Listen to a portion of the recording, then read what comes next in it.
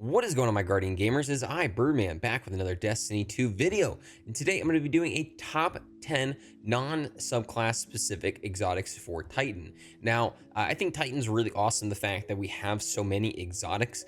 There's actually nearly almost 20 exotics that don't specifically go for a certain subclass or anything like that. I realize that that's a lot more information than you probably need, so I've decided to just bring it down to like the top 10 best ones that you can work with. So we're going to go down those, talk about them and everything. And before I do any of that, know you can follow me over on YouTube and Twitter at Birdman778. Give a thumbs up on this video and let me know something you're interested in seeing down below, whether it's Titan, Hunter, or Warlock. Subscribe to the channel and become a member. All right, let's hop right on into number 10. At number 10, we have the Aeon Safe. Now, this one's a pretty easy one just because it is a very good exotic for all three classes. All three have exactly the same exotic, and it's really great for a lot of those endgame activities and working with teammates because of these different sex mods, not sex, sect. S-E-C-T. We have the Sect of Force, Sect of Insight, and Vigor. Each one of them have their own different abilities that will help out your team. I just really like these just for those, again, really don't know how I want to set up my build for like a certain GM or something like that, but I know I need to get plenty of like ammo and stuff for my team. This is a great one to put on for that situation, but it's not like crazy enough where it's going to be game breaking, where it's just like an absolute must. So decided number 10 spot is a really safe place to put it. At number 9, speaking of exotics that don't have an extreme anything going on, is going to be the Lion Rampants. These ones will give you additional aerial maneuverability and enables accurate hipfire while you're in the air during a lift, provides a large benefit to airborne effectiveness stat in all weapons while hipfiring. This one's honestly just a really good, somewhat training wheels for a lot of like new Titans and stuff, especially whenever you're trying to do like large like maps that you're trying to like skate across or something like that.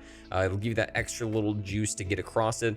I just remember way back when these were definitely really beneficial in raids during the traversal parts in between, so you're able to make those jumps, get a little bit more maneuverability, and just move your way through it. Again, just a not a game breaking exotic, but it's going to be one that's pretty beneficial for you just to get around and do what you need to do. At the number 8 spot, we're going to do the ACD/0 feedback fence. Now, these exotics have had a bit of a facelift, I would say is the best way to put it, in the fact that the new ability for it reads melee hits grant armor charge, and you can take less melee damage while you have an armor charge. Taking melee damage causes you to emit a burst of damaging arc energy that jolts targets, consuming your armor charge and dealing more damage based on the number of stacks consumed.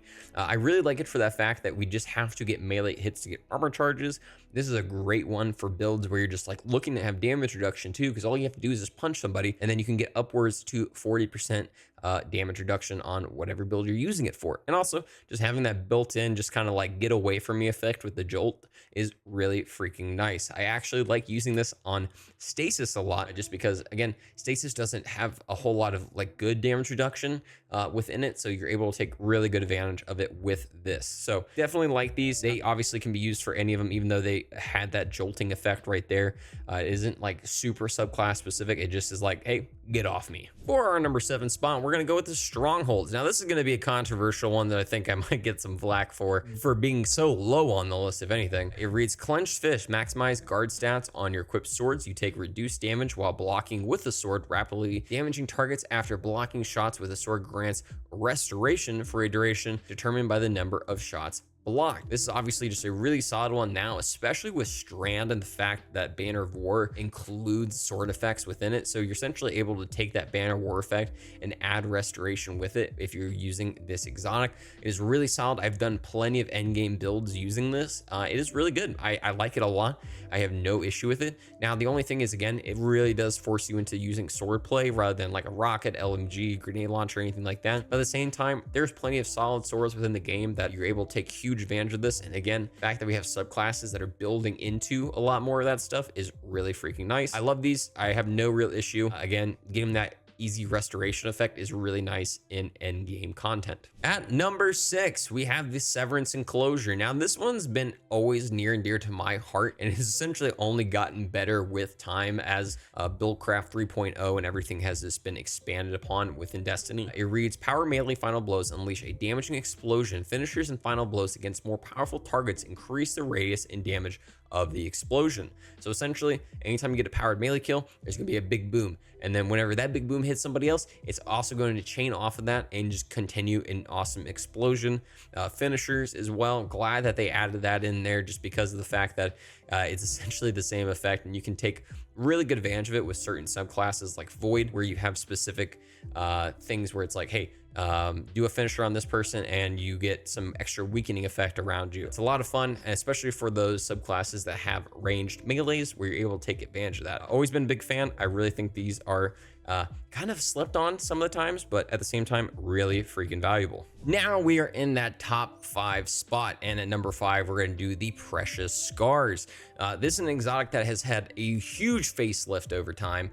Now reads final blows with weapons with a damage type matching your subclass energy creates a burst of healing around you that grants allies restoration. After reviving or being revived, you gain an aura that provides overshields to you and nearby enemies. I mean, allies. Oh my gosh, it would be really annoying if you were giving your enemies overshields. But this one has just been really awesome for the fact that, again, if you are running something like a Quicksilver Storm on Strand with this, definitely check out the build that I have with that. You are going to be constantly getting restoration when you're getting those kills using that Strand weapon against them. It is so freaking nice now, especially for solo endgame content, because you essentially have just free healing from just getting kills as you're going around. Now, obviously, this is going to be a lot more beneficial whenever you are combining with something like in the solar subclass with a lot of the restoration in there. But at the same time, it is just so freaking nice now, and it's a really solid, just like team-based exotic, especially for getting those healing bursts around you and getting those overshields whenever you're picking up your teammates.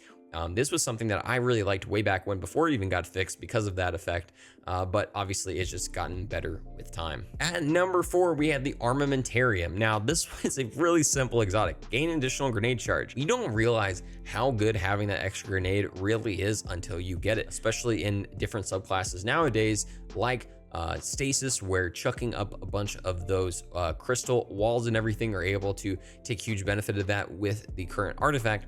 But also later down the road, whenever we lose that, it's going to be still be huge for Arc and Void as well, where you're getting constant jolting effects or weakening effects with those grenades. Now, again, this isn't too crazy of an exotic. I do hope that down in the future they do something where they add to it a little bit, like maybe like however many hits that you get with it, you get a little bit of grenade charge back or something like that. You'd probably be really freaking busted if they did do that. But at the same time, just having that additional grade on its own is just absolutely beneficial for anything that you are doing, whether it's endgame content, simple content, anything in between. Now we're into the top 3, and I'm going to put Worm God Karis as that number 3 spot. Now, this is probably going to be something where I'm going to get a little bit of flack in the comments, just because of how busted this has been since its most recent update.